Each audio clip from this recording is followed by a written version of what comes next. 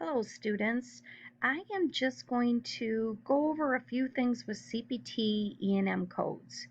So for those of you, which I would assume we're an advanced course, everyone here has taken CPT uh, earlier in your educational plan. So there's a few things new this incoming 2021. So let's go ahead and just start talking about it. So the process to revise all your CPT E&M office visits and code descriptions. So what they want to do is, now keep in mind these codes are going to be your office codes, so your new patient, established patient. Why did they revise them? They wanted to decrease administrative burden for documentation and coding. They also want to decrease the need for audits. They want to decrease unnecessary documentation. So a lot of times this becomes pertinent, and I'm talking with the history and the examination. So the basic thing that they're really basing these office visits on is going to be medical decision making. They feel that every time a patient comes in, that they are completing an appropriate history and appropriate physical. So what is going to base the level of service is going to be their medical decision making or the time component. So just as my last bullet here says, it ensures the payment for E&M is resource-based. There's no direct goal for payment redistribution between specialties.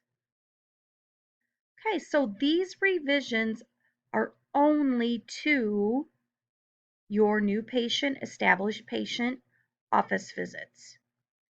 As you can see, this new patient code right here has been eliminated, and we'll talk about that. So we have our new patient, and we'll get into this in another lecture, and then we have our established patient. Okay, so let's go back to what you were used to. 1992 is the last time they went through these key components. Okay, so you always based it on the level of history, the level exam, medical decision making, or it was time-based. 2021, keep in mind it's just medical decision making. Another thing is it's just for office visits, new or established. Everything else, you are still going to have to use those key components. So what you're doing, you're eliminating the history and physical as elements for code selection. The medical decision making and time is what you are going to be paying attention to. So your medical decision making elements do remain mostly the same. Time, the definition of time is minimum time, not the typical time. It represents total physician or other qualified healthcare professional time on the date of service. So if the physician sets up something for the next day, you cannot use that as a time component. It's the day of service. So this is, again, a movement over the last several years by Medicare. They want to just recognize the work that is involved in non-face-to-face services like care coordinations. These definitions only apply when the code selection is based on time, not decision making. Okay, so as I just stated before, the CPT editorial panel deleted code 99201. As this code and 99202, they're both straightforward medical decision making. So the only thing that separated them was the history and exam elements. So they thought it'd be in their best interest just to get rid of the 201. What else is new for 2021 is the creation of a new prolonged service code. So the CPT panel created a shorter prolonged service code that would capture provider time in 15-minute increments. So with this saying, this code would only be reported with 99205 and 99215 and be used when it was time was a primary basis for the code selection. So one thing, keep in mind that 99215 is an add-on code, just as we state here in the third bullet. So with the 99417, once again, it's new. It has to be the same date as your office visit. You also use this visit is based completely on time alone, no medical decision making. And as I stated, it is an add-on code. So you can't use 99417 by itself. Here's another good note.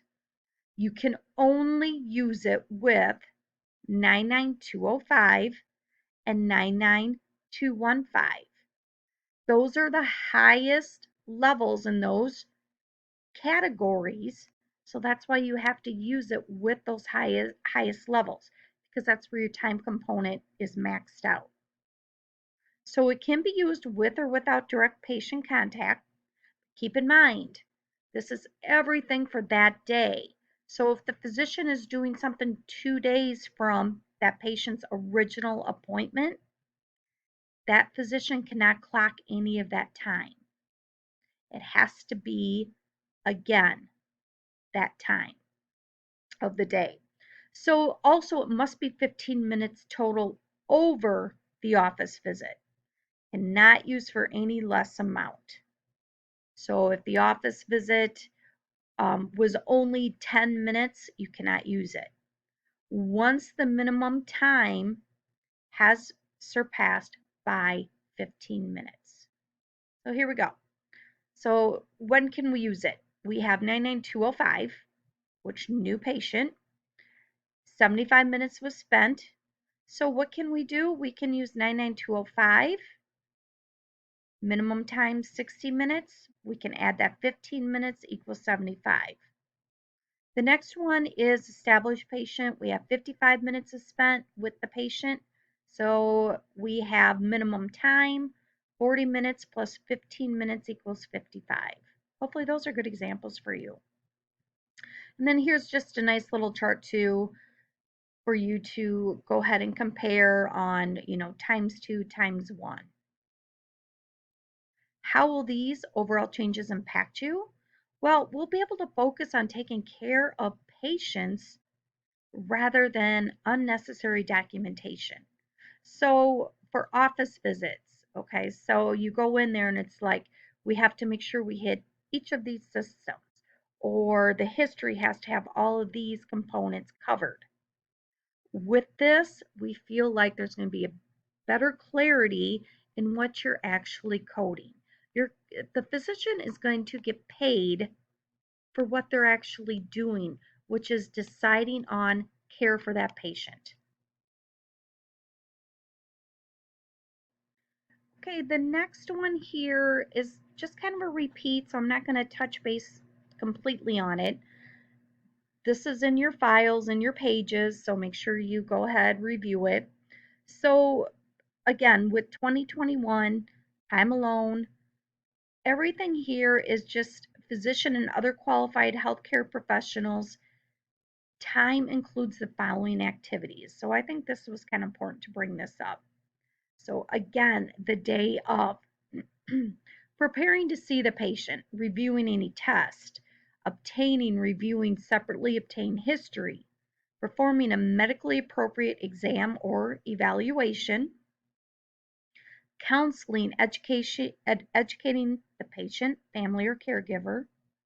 If the physician is ordering medications, tests, or procedures, referring and communicating with other healthcare professionals when not separately reported, documenting clinical information, interpreting results, and then care coordination not reported separately.